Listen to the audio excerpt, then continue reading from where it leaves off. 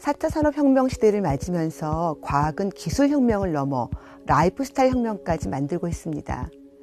이것은 과학이 사람들의 윤리관이나 가치관에까지 영향을 주는 더욱 거대한 힘이 된다는 의미인데요.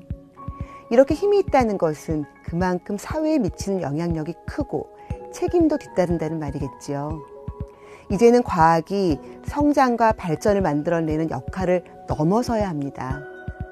앞장서서 소통하고 합리적으로 융합하고 효율적으로 협업하며 국민을 위한 사회적 책임을 나누는 사이언스 오블리주를 생각해야 할 때입니다.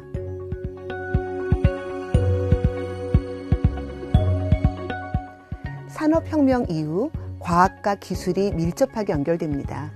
그리고 실생활에 적절히 적용되면서 급속한 삶의 변화와 발전이 시작되었습니다. 기계화와 대량 생산은 대도시를 만들었고 공업을 발전시켰습니다. 다양하고 많은 상품을 만들어서 우리의 삶을 풍요롭게 해주었고 빠른 이동수단과 통신수단의 발전도 비약적으로 이루었습니다. 20세기 이후에는 천문학, 생명과학, 정보기술이 발전하면서 정보화 시대를 열게 됩니다. 화학 비료를 대량 생산해 농업 생산량이 증대되었고 플라스틱이나 합성 섬유가 개발되었습니다. 수도 설비, 항생제와 백신 개발로 인간 수명은 연장되었고 컴퓨터와 인터넷은 인류를 한 가족으로 연결시켜 주었습니다. 인공위성 개발은 인류의 활동과 사고의 영역을 우주까지 확장시켰지요. 과학기술은 과학을 바탕으로 기술과 공학, 예술, 수학 등을 아우르는 통합적 사고를 통해 더 빠르게 발전하고 있습니다. 현대인들에게 내 몸의 일부 같은 스마트폰의 기술을 한번 살펴볼까요? 과학은 화면 작동 및 전지의 원리를 제공했습니다. 기술과 공학은 크고 얇은 화면과 터치스크린의 구현에 기여했지요. 수학이 정보 처리 속도나 전지 작동 지속시간 계산을 하고 여기에 예술성의 힘을 합쳐져 제품 디자인과 화면 표현으로 제품의 차별화를 더해줍니다. 자동차는 어떤가요? 과학은 자동차 엔진의 작동 원리를 연구했습니다. 기술과 공학이 자동차 설계, 각종 센서 개발을 가능하게 해주었죠. 수학은 자동차의 예상 주행 가능 거리 계산을 위해 꼭 필요한 역할을 담당하고 예술은 자동차 차체와 부품의 디자인에 빼놓을 수 없는 역할을 합니다. 과학은 이렇게 혼자만 또 연구로만 존재하는 것이 아니라 기술과 다른 공학과 예술을 만나서 실생활에 기여하고 점점 더 인류를 풍요롭게 만들고 있는 것이지요. 빠르게 성장하고 있는 획기적인 과학기술들은 전통적인 과학기술과 구별해서 첨단 과학이라는 용어까지 나왔습니다. 정보의 수집, 저장, 처리, 검색, 전송 등 관련된 기술로 인류의 지식과 생산 정보력 증대에 혁신을 가져온 정보기술, 1나노미터에서 수십 나노미터 사이에 물질이나 구조를 다뤄 다양한 산업 분야의 근본적인 혁신을 유발하고 있는 나노기술, 인간 몸의 물리적 한계에 도전하는 생명공학 및 로봇기술, 이처럼 수많은 첨단 과학기술들은 4차 산업혁명을 이끌면서 개별의 과학이 아닌 융합의 네트워크로 연결되어 상상의 속도보다 빠른 또 다른 미래를 만들어가고 있습니다.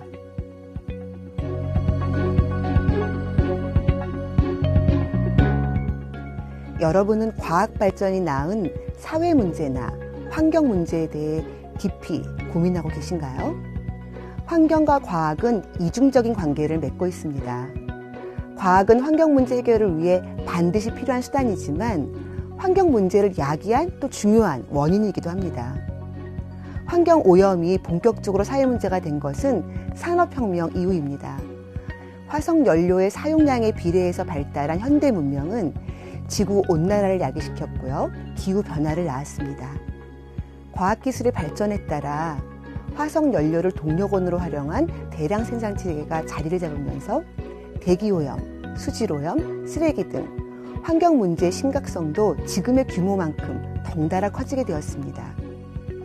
화학은 우리에게 새롭고 유용한 물질을 값싸게 만들 수 있게 해주었지만 그동안 존재하지 않았던 해로운 화학 물질도 함께 안겨주었습니다.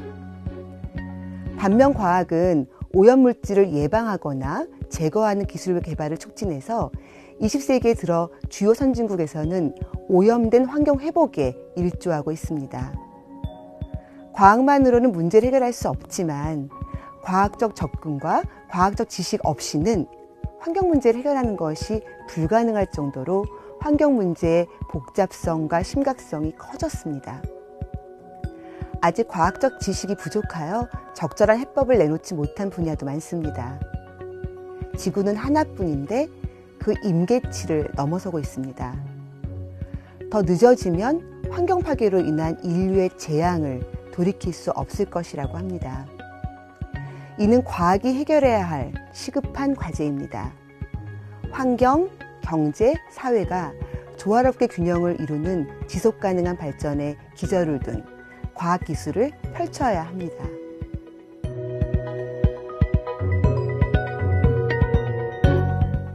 선진국에서는 사회적인 책무를 다하는 과학 프로젝트들이 활발하게 진행되고 있는데요.